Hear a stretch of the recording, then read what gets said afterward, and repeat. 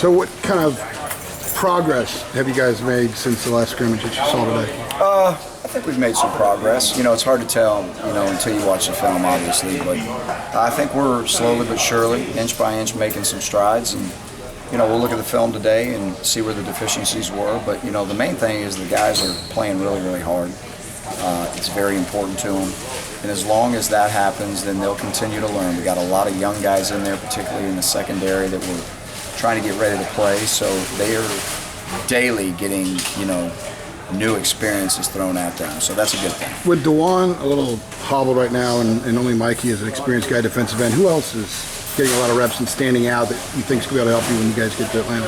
Well, Tyler Powell's playing defensive end. I think he's done a nice job up to this point. We're trying to develop young guys like Jason Strobridge, Tamon Fox, a new freshman coming in, trying to get, develop him, Alan Cater. So we're trying to get some depth with some other guys, but Tyler Powell's really kind of become a swing guy for us, where we feel like he can play inside and outside. But really it's just kind of a mix of younger guys along with Mike. Coach Fedora's mentioned the defensive line impact being noticeable during the scrimmage. What are they doing well as a unit? I think they're just understanding where they fit in the scheme really well. I think that once you do that, then the amount of physicality that you can come and bring to the table every week changes, because there's not a lot of thinking going on. As you guys know, if you don't have a defensive line, you don't have a defense. So they've shown some progress in that.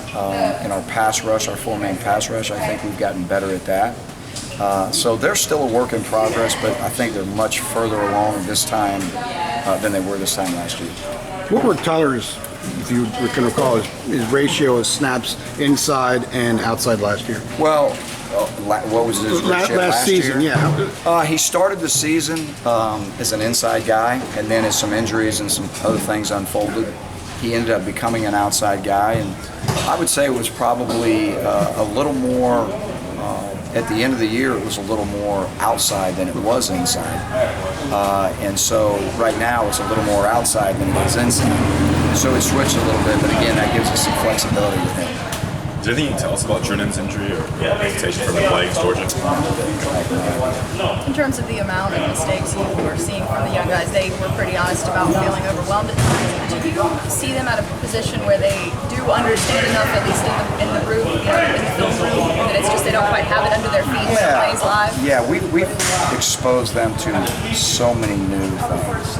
They literally, at times their heads are spinning because we haven't put in a game plan where we narrow things down, and that's all par for the course. We understand that, and we try to impart on them the fact that it's going to feel that way. That's just the way it is. It's the nature of the game. And then as we start cutting back, then it'll start to kick in where everything's going to make a little more sense. But right now, yeah, we have a lot of young guys right now that are trying to figure out what in the world is going on. In respect to that, do you see this defense being able to be more effective than it was last year with young guys doing what they're doing right now? I hope so. I hope that we're going to be better than we were last year all the way around. Some young guys are obviously going to have to play a part in that if that's going to be the case. So we have some young guys at different positions that we felt like we recruited because they could come in here and play early. They're on their way to being able to do so. We need the next 17 or 18 days, whatever we have left, to get those guys ready to go. When you look at this secondary, what attribute do you look at with them that made them so successful last season and could continue making them successful this year? Well, they all love the game, and they all really, really want to be good. The guys that make plays on game days are the same guys that make them in practice, and it's important to them to make it in practice. So, the name of the game back there is obviously the ball's in the air. It's got to become our ball, and they were starting to understand that last year.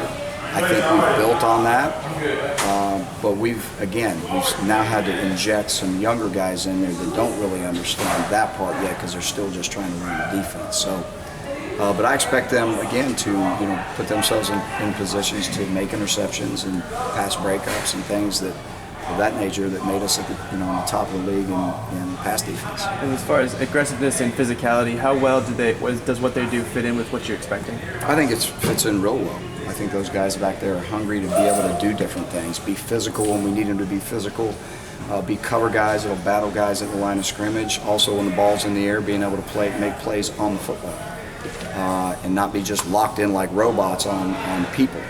So they got to do all those things, but they enjoy it, they love it, and they're grinding, and we'll get better. Larry told us that you guys haven't installed anything for Georgia yet, but as a coaching staff, how much of your focus is in terms of preparation and kind of studying them and figuring out what they do? Yeah, well, we've done that. Obviously, we'll go back and put some more time into that as we move closer to the game. But we were able to do that. Being able to look at their spring game and being able to look at what they've done in the past. Obviously, us playing them last year helped. And then you got to dive back into years before that, where coordinators were at, what they did, does it match up, all those things. So we're in that process too. With the run defense, is it the biggest priority to fit as far as improvement? I mean, the biggest area you need. Absolutely. I didn't know if it's an oversimplification or if it's internally. I know you're focused on everything, but Sure. No, that's not oversimplification. We have to get better at stopping the run, and we know that. Now, that being said, some of that's going to be, again, what you're trying to do and the circumstances in the game.